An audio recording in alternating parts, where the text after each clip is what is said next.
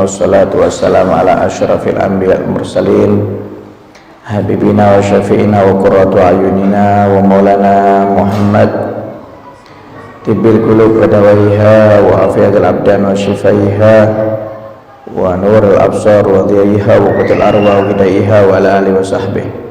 Subhanaka la ilma lana illa ma 'allamtana innaka antal alimul hakim. Rabbi shrah li sadri wa yassir li amri wahlul 'uqdatam min lisani yafqahu qawli, amma ba'd.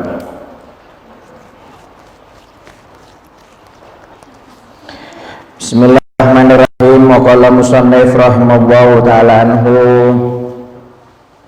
an Abi Malik Al-Harith bin Asim Al-Asy'ari radhiyallahu anhu qala Rasulullah sallallahu alaihi wasallam at-tahuru syatrul iman walhamdulillah tamla'ul mizan wa subhanallah walhamdulillah tamla'an ma bainas sama' wal ard wassalatu nurun wassadaqatu burhanun wassabru diya'un wal qur'anu hujjatun laka aw alaika wa kullu nasin yaghdu faba'i'un nafsahu famu'tikuha aw mubikuha. Rawahu Muslim. Dari Abu Malik, yaitu sahabat Harith bin Asim Al-Asy'ari, mudah-mudahan Allah meridhai beliau, bahwasanya beliau berkata, Rasulullah SAW bersabda, kebersihan atau bersuci itu adalah sebagian daripada iman. Ucapan alhamdulillah itu memenuhi timbangan mizan. Ucapan subhanallah walhamdulillah keduanya memenuhi antara langit dan bumi. Sholat adalah cahaya, sedekah adalah bukti yang nyata, kesabaran adalah sinar, Al-Quran adalah hujjah yang membelamu atau yang akan menuntutmu. Setiap manusia berbuat seakan-akan menjual dirinya, ada yang memperdekakan dirinya dan ada yang membinasakan dirinya. Diriwayatkan oleh Imam Muslim. Sekarang masuk pembahasan masalah sodakoh. Di sini kata Nabi Muhammad, sodakoh adalah burhanun. Sodakoh adalah bukti nyata, kata Nabi Muhammad SAW. Maksudnya apa?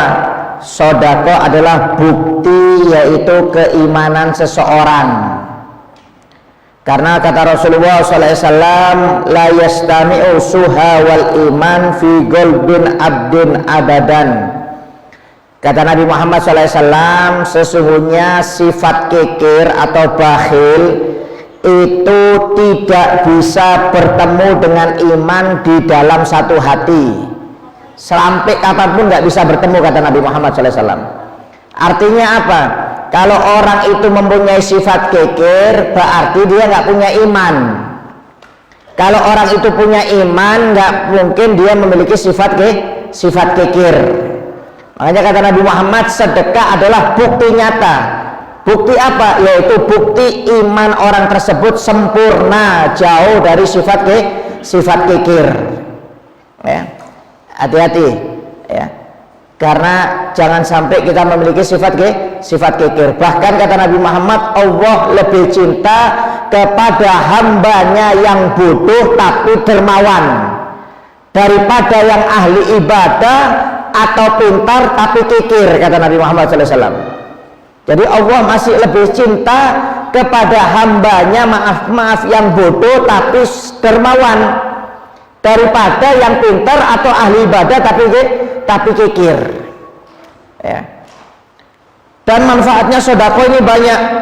Ya. Kata Nabi Muhammad SAW, tadarokul humum wal humum bis sedekah, yaksifullahu ta'ala durrakum wa yansurukum ala aduikum. Kata Nabi Muhammad, bersihkan kesusahan kalian, kesumpekan kalian. Dengan apa? Dengan sodakoh. Jadi kalau maaf kalau kita sumpah susah, ya, ada sesuatu yang terbebani dalam hidup kita, kata Nabi Muhammad, bersihkan dengan sodakoh. Maka kesusahan tersebut, kesumpangan tersebut akan diangkat oleh Allah Subhanahu Wa Taala.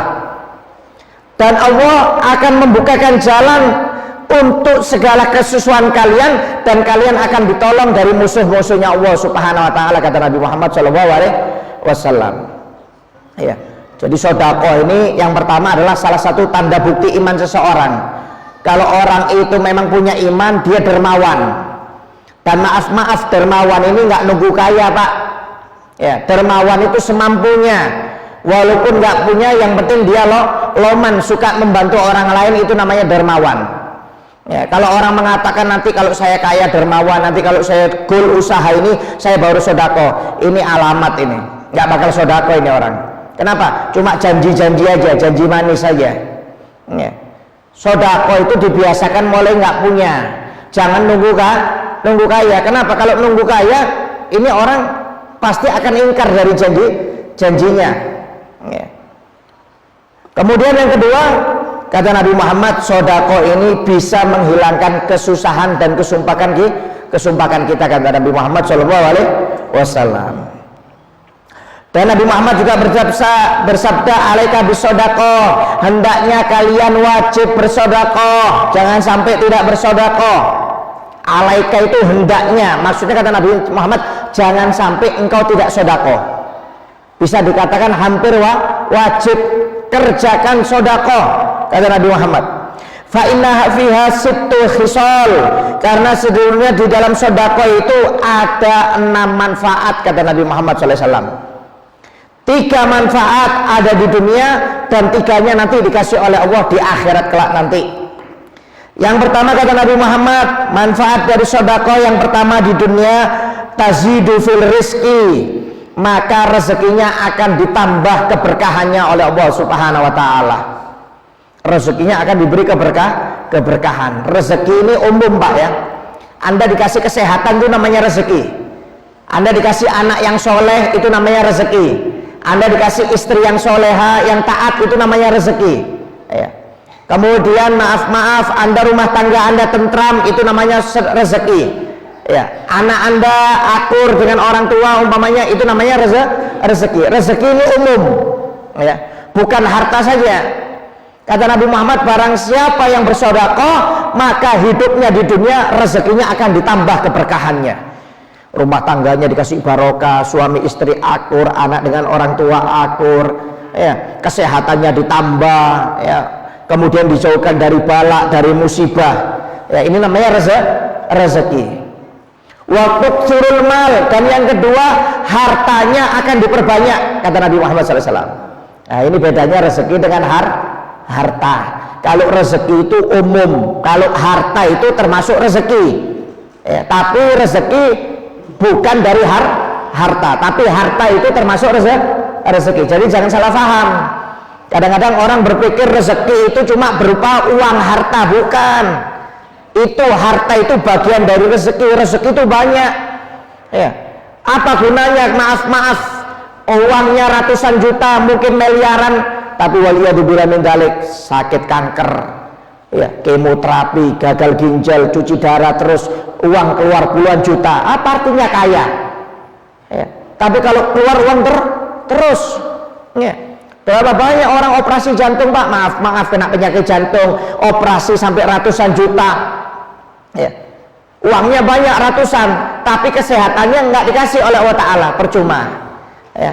Oleh karena itu maaf, jangan perhitungan dengan harta. Yang penting kalau kita dikasih rezeki, itu nikmat terbesar daripada harta, ya. Kadang-kadang orang berpikir saya dikasih hidup susah, rezekinya pas-pasan, kok nggak dikasih mobil, nggak dikasih motor. Belum tentu, ya. Yang penting sehat.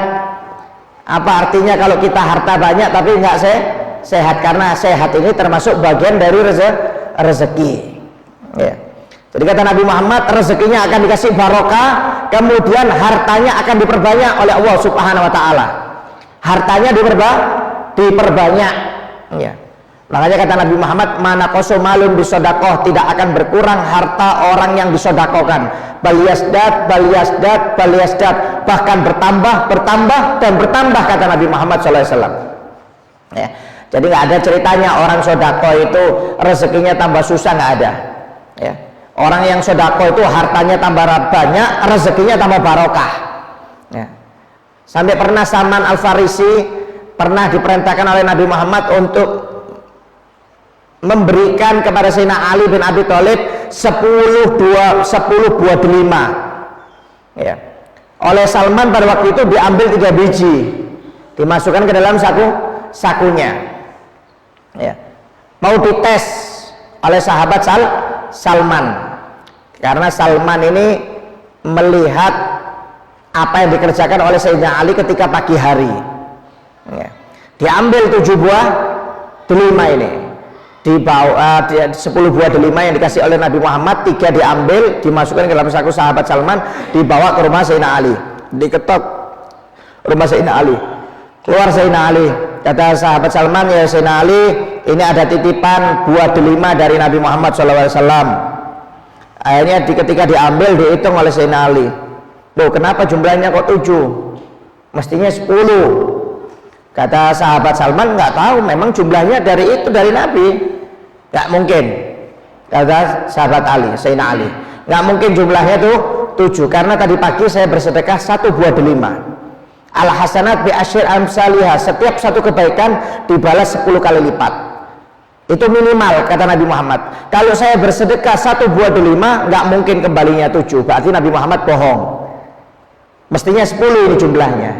Ya, akhirnya tersenyum sahabat Salman, dikeluarkan dari sakunya, dikembalikan yang 3 biji itu. Ternyata memang betul jumlahnya 10. Kenapa? Karena sahabat Salman ini melihat Sayyidina Ali tadi pagi bersedekah 1 buah delima. Mau dites kecerdasan Sayyidina Ali bin Abi Thalib oleh sahabat Salman. Dan memang Sayyidina Ali yakin setiap satu kebaikan akan dikembalikan 10. Nggak mungkin kalau saya sodako 1 kembalinya 7, berarti Nabi Muhammad bohong. Ya. Cuma nggak mesti kembalinya juga harta, mungkin juga dari kesehatan juga bisa. Itu manfaat sodako. Mungkin kita ditakdirkan sakit, berkat sodako dikasih sehat, nggak jadi sakit. Mungkin ditakdirkan kecelakaan, berkat sodako nggak jadi kecelakaan. Jadi fungsinya sodako itu banyak. Salah satunya adalah memperbanyak harta, kata Nabi Muhammad SAW. Kalau yang pertama tadi menambah keberkahan dalam rezeki. Kemudian yang kedua memperbanyak harta. Kemudian yang ketiga, kata Nabi Muhammad, bisa memakmurkan rumah, memberi keberkahan dalam rumah. Orang yang sering sodako itu insya Allah rumah tangganya adem, rumah tangganya barokah, kata Nabi Muhammad SAW. Ini hadis Nabi nih. Jadi maaf kalau kita sering konflik rumah tangga, itu disuruh perbanyak sodako. Kalau kita mungkin hubungannya nggak bagus dengan anak ini nggak nurut, suruh perbanyak sodakoh. Karena fungsi sodakoh, kata Nabi Muhammad, di dunia itu akan memberi keberkahan dalam rumah tangga seseorang, kata Nabi Muhammad SAW. Itu harus diperhatikan juga. Ya, jadi maaf, jangan kita cuma zikir, baca Quran, sholat, kemudian nggak mau sodakoh. Ya. Saya sudah sholat, saya sering zikir, sering tahajud. Kenapa rumah tangga saya kok agak nggak bagus, berantakan? Ya mungkin salah satu sebabnya apa? Kurang sodakonya. Ya. Memang rumah tangga nggak bagus itu sebabnya banyak, Pak. Cuma salah satunya apa? Kurang sodakoh. Itu bisa mempengaruhi keberkahan dalam rumah tangga, kata Nabi Muhammad SAW. Makanya kata Nabi Muhammad, hendaknya kalian sodakoh, karena sodakoh itu menambah keberkahan dalam rezeki, memperbanyak harta, dan memperberkah rumah tangga seseorang, kata Nabi Muhammad SAW. Kemudian amma allati fil akhirah, adapun 3 keutamaan sodakoh di akhirat, kata Nabi Muhammad, fatus taurul aurah, maka auratnya akan ditutup oleh Allah Subhanahu wa taala nanti di hari kiamat. Di padang mahsyar, Pak Bu, maaf kita nggak akan berpakaian, semuanya telanjang. Ya, kata Nabi Muhammad, semuanya telanjang. Tapi jangan dikira enak bisa ngelihat perempuan yang cantik, enggak. Saking takutnya nanti di hari kiamat orang tersebut nggak bisa melihat auratnya sendiri. Saking takutnya, apalagi mau melihat auratnya orang lain. Saking dahsyatnya ini perkara hari kiamat.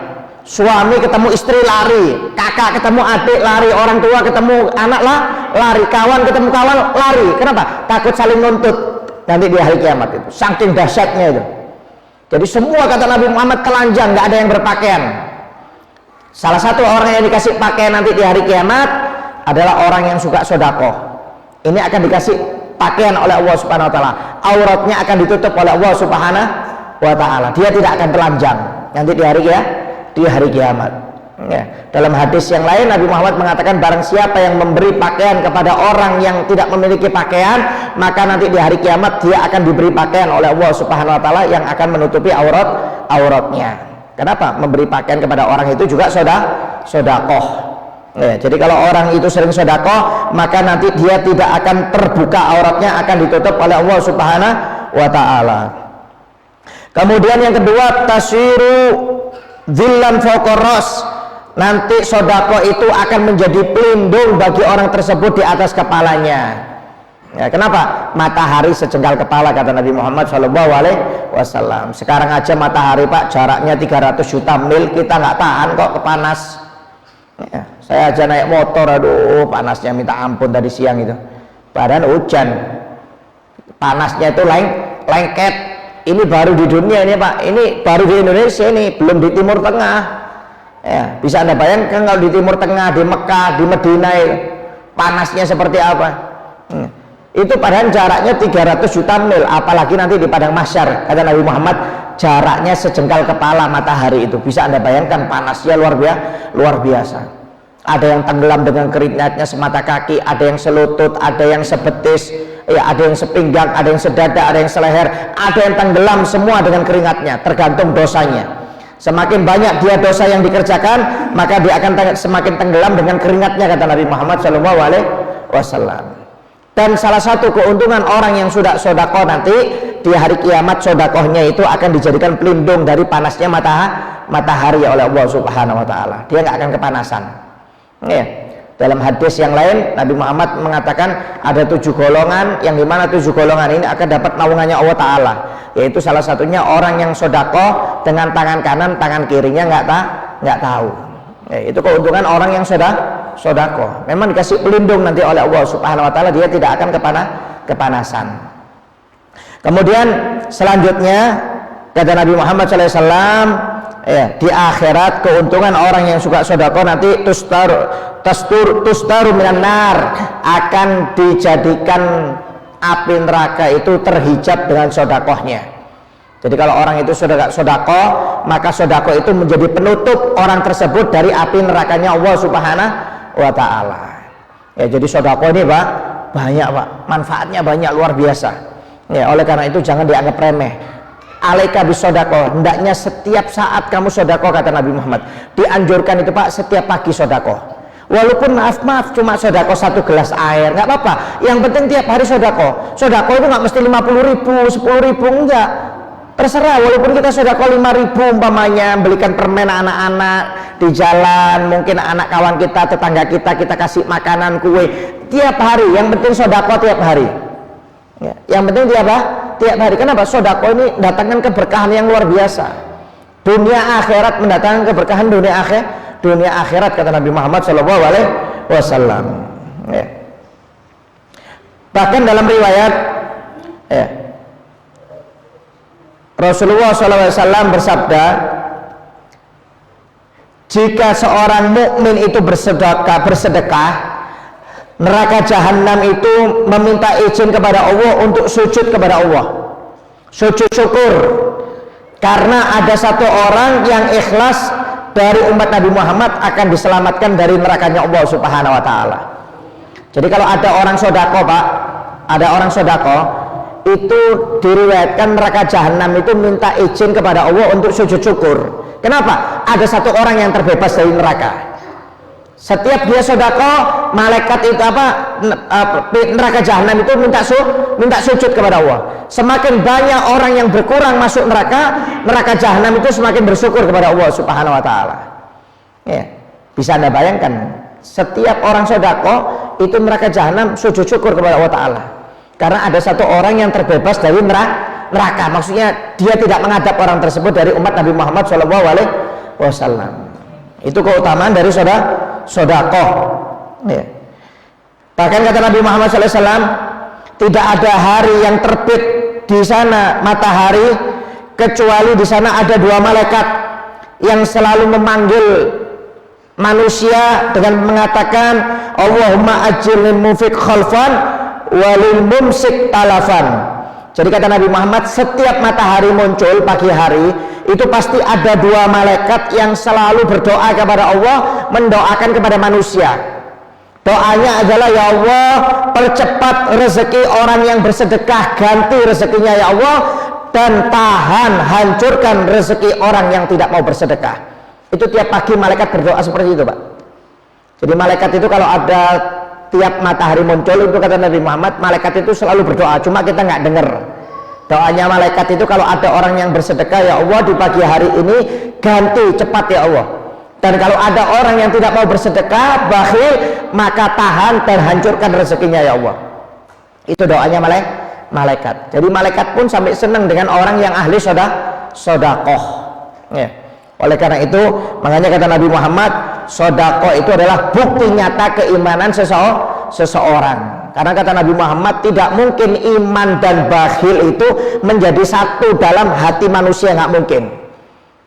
Kalau dia mengaku beriman, berarti dia harus dermawan.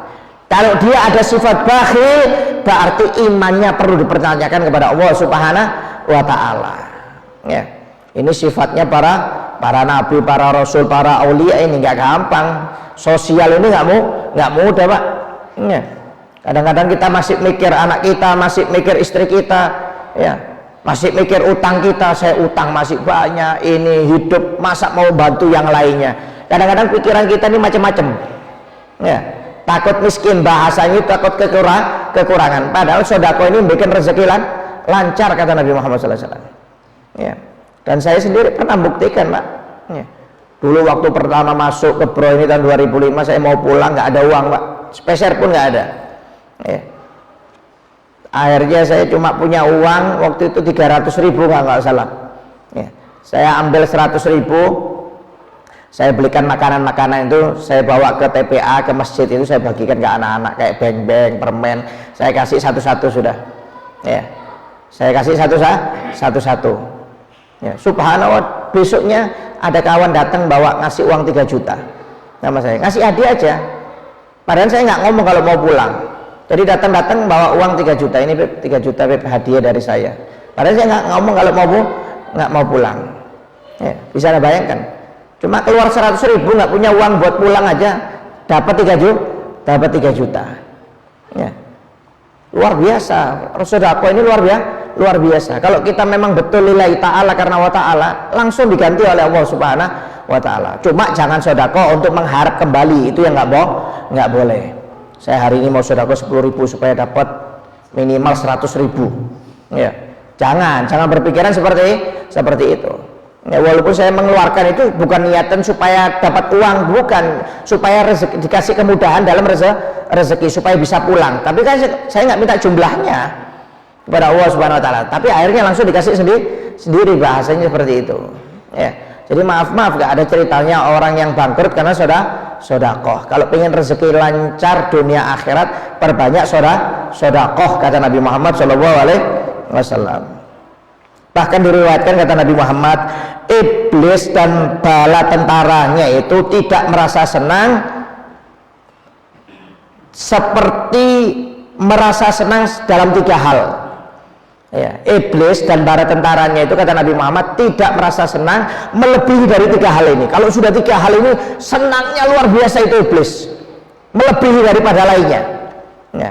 Yang pertama, kata Nabi Muhammad, mukminun qatala mukminan, yaitu orang mukmin yang membunuh orang mukmin. Itu iblis bangga. Wah, ternyata saya bisa menghasut orang ini untuk membunuh saudaranya yang muslim. Itu iblis bangganya luar biasa, Pak. Kalau ada orang muslim, orang mukmin bunuh orang mukmin, ini iblis bangganya luar biasa. Kemudian yang kedua, yaitu rajulun yamutu kafiran, jika ada orang yang matinya kafir, matinya murtad, ini iblis senangnya luar biasa. Iblis senangnya luar biasa. Senang kalau ada orang di akhir umurnya ini dimurtadkan oleh iblis. Karena apa? Orang kalau mau meninggal itu, Pak, didatangi fitnahnya iblis kadang-kadang. Jadi dirayu oleh iblis ketika mau meninggal itu, ketika sakaratul maut, untuk keluar dari agama Islam. Itu iblis datang. Itu fitnahnya, bahayanya iblis ketika orang mau meninggal dunia. Jadi kalau orang itu ketika meninggal dalam keadaan kafir, kufur, murtad, iblis bangga karena berhasil telah memurtadkan orang tersebut. Kemudian yang ketiga kata Nabi Muhammad, insanun fi qalbihi khaufun minal faqr, yaitu jika ada seseorang di dalam hatinya takut dengan miskin. Ini iblis bangga. Jadi maaf iblis kalau ada orang nggak sholat, iblis bangga Pak. Ada orang nggak baca Quran, ada orang nggak hadir pengajian, iblis bangga. Tapi kalau tiga ini dilakukan salah satunya, itu iblisnya bangganya luar biasa. Yaitu orang mukmin yang membunuh orang mukmin, kemudian orang yang meninggal dalam keadaan kafir, dan orang yang di dalam hatinya takut miskin. Ini iblis bangga. Kenapa? Orang kalau sudah takut miskin itu sudah nggak ingat akhirat, urusannya dunia terus sudah. Iblis senang kalau sudah orang urusannya dunia. Ya, nggak usah takut miskin, rezeki itu Allah yang mengatur. Allah dan Nabi Muhammad sudah berjanji kok, semakin banyak sodako, semakin lancar. Masa kita bingung? Masa kita ragu? Uang saya pas-pasan, uang saya pas-pasan. Jangan, nggak boleh ragu dalam rezekinya Allah Ta'ala. Ini bahaya, termasuk murtad gitu. Ya. Dalam Al-Quran aja Allah Subhanahu Wa Ta'ala sudah berfirman, setiap sesuatu yang di dunia ini walaupun yang melata itu ditanggung rezekinya oleh Allah Ta'ala. Yang melata Pak, apalagi kita. Cecek itu loh Pak. Cecek itu makannya apa? Nyamuk. Loh kalau secara akal logika nggak bisa cecek makan nyamuk, itu nggak bisa. Orang cecek melata di tembok, nyamuk keliling, kok mau makanannya nyamuk, nggak masuk akal. Kalau nyamuk umpamanya cecek itu seperti nyamuk terbang, kemudian yang nyamuknya di tembok, masih masuk akal. Tapi subhanallah, Anda lihat ya, cecek nggak perlu repot-repot, diam, tenang, nyamuknya yang datang, laronnya yang datang, enak nyamuk, nggak keringetan Pak, santai. Allah menggambarkan sampai yang melata ditanggung rezekinya oleh Allah Ta'ala. Yang melata ini cecak. Subhanallah, cecak itu nggak pernah repot, walaupun keliling-keliling ini aja nggak ada cecak kelaparan, nggak ada Pak. Ada aja makanannya itu. Nanti kalau nggak semut yang datang, laron yang datang, nyamuk yang datang dengan sendirinya. Subhanallah rezekinya melata itu, datang rezekinya. Apalagi kita, maaf ya. Cuma jangan beranggapan rezeki itu harus punya rumah sendiri, harus punya mobil sendiri, harus punya motor, tabungannya harus banyak. Itu namanya bukan rezeki, itu berlebihan. Rezeki itu yang penting bisa makan untuk hari ini, itu sudah namanya rezeki. Nggak usah mikir ke depan. Ya kadang-kadang kita mikir ke depan, jangan. Ya, kata Nabi Muhammad, aktsaru ahli jannah afidatum ka afidatit toer. Kebanyakan penghuni surga ini hatinya seperti hati bangsa burung atau ayam, kata Nabi Muhammad. Ya, Anda lihat ayam itu Pak, tengah malam sudah bangun. Nggak ada ayam subuh tidur ngorok, nggak ada. Sebelum subuh sudah bangun itu ayam. Bangun apa? Tahajud malam itu ayam. Keluar nggak subuh Pak, nunggu matahari terbit. Ayam itu setelah subuh nggak langsung keluar, tetap di kandangnya dzikir. Cuma kita nggak dengar. Nanti setelah matahari terbit, waktu duha, baru itu ayam keluar cari makan. Sebelum maghrib sudah pulang. Anda lihat nggak ayam keloyongan maghrib hari? Ketika maghrib keloyongan, ada nggak? Nggak ada ayam keloyongan Pak. Ya. Ayam keloyongan maghrib nggak ada, sudah masuk kandang sebelum maghrib, sebelum gelap sudah masuk. Kenapa? Kumpul sama keluarganya dia. Ibadah, isya, tidur ayam itu. Nanti tengah malam bangun lagi. Subhanallah, Anda pernah lihat ayam numpuk harta? Nggak ada. Ayam nggak pernah mikir numpuk harta, nggak pernah Pak. Kalau semut numpuk banyak. Kalau ayam nggak pernah numpuk. Kenapa? Yang dipikir hari ini bisa dapat makan, alhamdulillah itu ayam. Anda lihat rezekinya ayam, gampang, dapat makan, dapat makan. Enak santai ayam. Yang punya ayam yang keringetan ini. Ya. Yang punya ayam yang keringatan. Kalau ayamnya santai, makan aja. Ya. Kenapa? Ayam tidak pernah memikir rezeki untuk besok. Jangankan untuk bulan depan, untuk besok nggak pernah dipikir. Yang penting hari ini sudah cukup makan, alhamdulillah, sisanya dibuat ibadah kepada Allah Ta'ala. Itu kebanyakan penghuni surga, kata Nabi Muhammad, hatinya seperti hati bangsa burung atau atau ayam. Nggak pernah numpuk-numpuk dunia, Pak. Kalau orang sudah pikirannya dunia, takut rezeki, ini bukan orang akhirat ini, bukan sifatnya orang ahli surga. Ya. Sampai pernah maaf, ada pencuri kain kafan di zaman Nabi Muhammad SAW. Jadi ini orang kerjaannya nyuri kafan, Pak. Jadi kalau ada jenazah meninggal nanti dicuri kafannya. Ada orang meninggal jenazahnya dicuri kafannya. Jadi masih baru nanti dijual lagi. Kerjaannya seperti itu bertahun-tahun dia. Akhirnya suatu saat dia tobat datang kepada Nabi Muhammad SAW. Ya. Dia minta tobat, akhirnya dibimbing oleh Nabi Muhammad SAW. Kemudian dia mengatakan dalam riwayat itu kalau nggak salah, ya Rasulullah, saya ini pernah mencuri hampir 1000 kain kafan jenazah. 1000 kain kafan. Tapi yang menghadap kiblat ya Rasulullah cuma kurang lebih sekitar 10 orang. Yang 990 orang itu tidak menghadap ke kiblat. Padahal waktu dimasukkan kubur itu menghadap kiblat. Tapi ketika setelah ditutup semuanya membelakangi kiblat. Dijawab oleh Nabi Muhammad SAW, khaufur rizik, karena orang tersebut yang tidak menghadap kiblat adalah orang yang takut miskin, kata Nabi Muhammad SAW. Tidak ada iman hatinya kepada Allah Subhanahu Wa Taala, takut miskin. Itu kalau meninggal, Pak, nggak bisa menghadap kiblat, walaupun sudah dimasukkan kiblat, menghadap kiblat, nanti kalau sudah ditutup itu boleh sendiri, kata Nabi Muhammad SAW. Bayangkan, saya mencuri hampir 1000 ya Rasulullah, 10 saja yang menghadap kiblat, yang 990 tidak menghadap kiblat. Tanya itu sahabat, kenapa ya Rasulullah? Karena mereka takut dengan rezeki, takut miskin, takut tidak ada jaminan dari Allah Subhanahu Wa Taala. Wal iyadzubillah min dzalik. Ya, makanya bahaya. Yang yakin kita dengan Allah Subhanahu Wa Taala, Allah sudah mengatur rezeki kita, Pak. Nggak mungkin rezeki kita berkurang, itu nggak mungkin. Mulai kita hidup, ya, maaf, mulai di alam arwah itu sudah dicatat rezeki kita oleh Allah Taala. La yamutur mar'u hatta yastakmila rizquh. Tidak akan meninggal itu seseorang kecuali rezekinya sudah sempurna dicatat oleh Allah Taala. Kalau rezekinya orang ini mulai lahir sampai meninggal umpamanya 50 miliar, walaupun kurang 1000, orang ini nggak bakal meninggal kecuali sudah sempurna baru meninggal. Jadi rezeki kita ini semuanya sudah dicatat oleh Allah Taala. Ya, sudah dicatat, nggak usah bingung rezeki. Ya, semuanya sudah dicatat. Ini rezekinya fulan hari ini umpamanya dapat 1 juta, hari ini dapat 2 juta umpamanya, hari ini dapat 500.000. Itu sudah dicatat semuanya oleh Allah Taala. Cuma kalau kita sering sodako, itu ada tambahan rezeki selain yang dicatat oleh Allah Subhanahu Wa Taala. Itu manfaatnya sodako. Tapi kalau kita jarang sodako, rezeki kita ya itu aja yang sudah ditentukan oleh Allah Taala. Tapi kalau kita nambah dengan sodako, itu dikasih lebih oleh Allah Taala dari yang tidak tercatat di Lauhul Mahfuz. Karena ada takdir yang bisa diubah. Seperti apa? Ya sodako itu. Sodako itu nambah rezeki, nambah umur, nambah tolak bala. Ditakdirkan dapat bala karena dia sodako, takdirnya diubah oleh Allah Taala.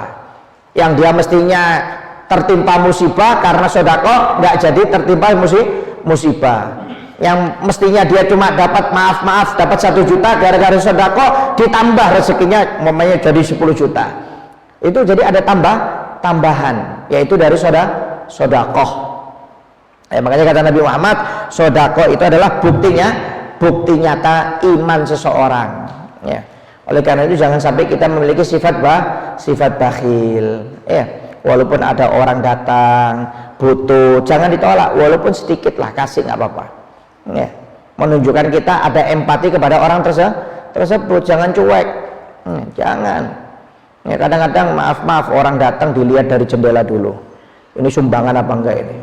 Ya, sumbangan bilang nggak ada. Oh, jangan, terima aja. Ya, walaupun cuma bahasanya ngasih 5.000, 10.000, ya terserah Anda, nggak apa-apa. Ya, barokah. Apalagi kalau sudah orang itu datang ke rumah kita, jangan pernah ditolak. Ya, jangan pernah ditolak, bahaya. Ya, sampai dalam riwayat barang siapa yang menolak orang yang datang ke rumahnya sedang membutuhkan, ya, maka malaikat rahmat nggak akan masuk ke dalam rumah orang tersebut selama 40 hari, kata Nabi Muhammad SAW. Jangan kalau sudah orang itu datang kita terima. Ya, kenapa? Bawa barokah ini orang ini. Ya, membawakan hajat. Sampai kata para ulama, kalau ada orang datang kepada kita nggak usah mengeluh. Ya, wah ini kalau ada hajat saja butuh datang kepada saya. Kalau nggak ada hajatnya nggak pernah datang kepada saya. Jangan ngomong seperti itu. Kata para ulama, bicaralah marhaban, alhamdulillah ya Allah yang telah memberi aku sebagai wasilah jalan orang lain untuk bisa mendapatkan kemudahan. Itu kata para ulama. Jadi Anda berdoa bersyukur ternyata saya ini dijadikan wasilah oleh Allah Ta'ala untuk memudahkan jalan orang tersebut supaya kita bisa membantu yang lainnya juga. Kalau kita mengeluh itu ibaratnya kita mendoakan diri kita sendiri supaya kita susah nggak bisa membantu orang lain. Ya nggak boleh. Kalau kita mengeluh Pak, itu berarti kita mendoakan diri kita sendiri. Tapi kita merasa bahagia, bersyukur kepada Allah Ta'ala, itu berarti orang semuanya akan didatangkan kepada Anda untuk bisa mencari penyelesaian lewat Anda. Ya, itu nikmat yang luar biasa. Ya, Nabi Muhammad aja maaf Pak yang nggak punya apa-apa bisa menyelesaikan permasalahan orang banyak. Kenapa? Itu memang sifat yang diajarkan oleh Nabi. Ya. Sampai Siti Fatimah, anaknya ketika pernikahan, Siti Fatimah ini miskinnya luar biasa. Nabi Muhammad ini miskin. Cuma waktu ketika Siti Fatimah ini menikah dengan Sayyidina Ali bin Abi Thalib, itu dikasih pakaian yang mewah oleh Nabi Muhammad SAW. Karena nggak pernah dikasih apa-apa oleh Nabi. Karena nggak pernah dikasih barang-barang yang bagus. Karena pernikahan sekali seumur hidup dikasih pakaian yang mewah oleh Nabi Muhammad SAW.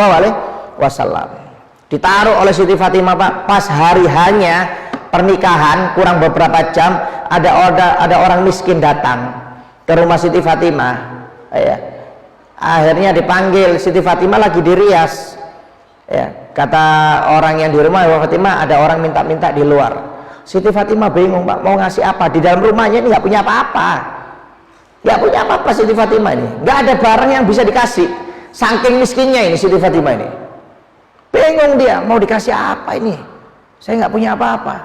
Terakhir buka lemari, ada pakaian yang dikasih oleh Nabi Muhammad SAW, pakaian mahal. Belum pernah dipakai Pak. Diambil, disodakokan kepada pengemis tersebut.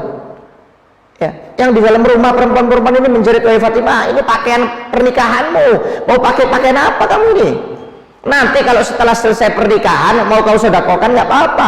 Ini belum pernikahan kok mau disodakohkan.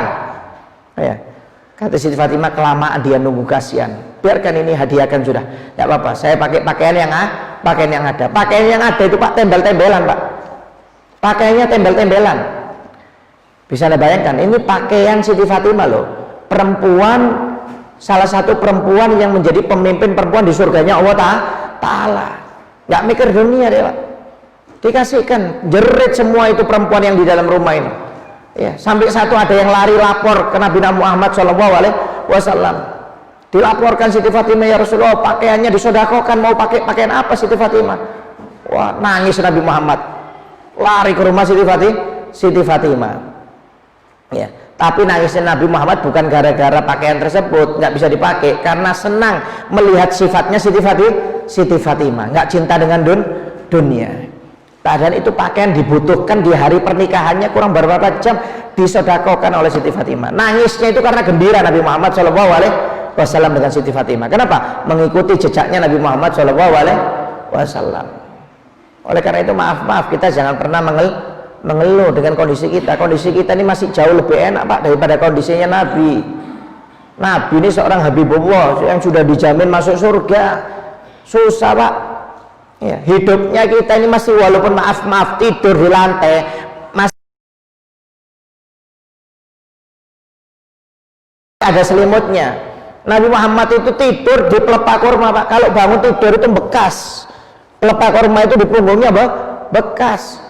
Sampai Raja Romawi itu bingung datang, dikira Nabi Muhammad ini punya kerajaan. Mana pemimpinmu? Ada di sana di masjid. Rumahnya Nabi Muhammad memang di samping Masjid Nabawi. Dikira punya istana, nggak taunya ya Allah rumahnya Nabi Muhammad Pak. Anda kalau pernah ziarah makam Nabi Muhammad, ya itu rumahnya Nabi. Kecil Pak rumahnya Nabi ini Pak. Mungkin sebesar ruang tamu kita mungkin, maaf. Rumahnya Nabi itu.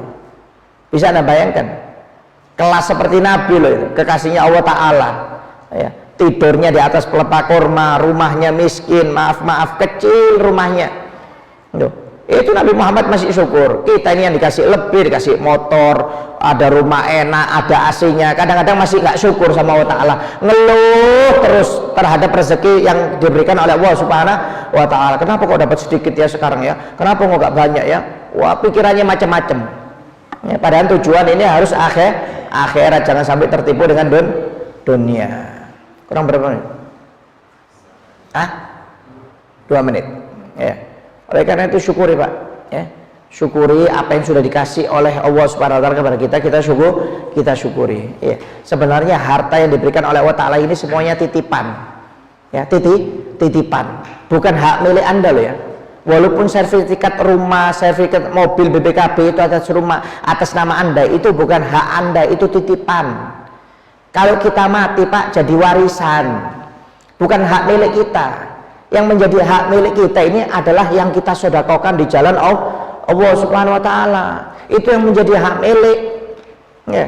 Saya mengatakan itu rumah hak milik saya, itu tanah sawah hak milik saya, itu mobil hak milik saya, bukan.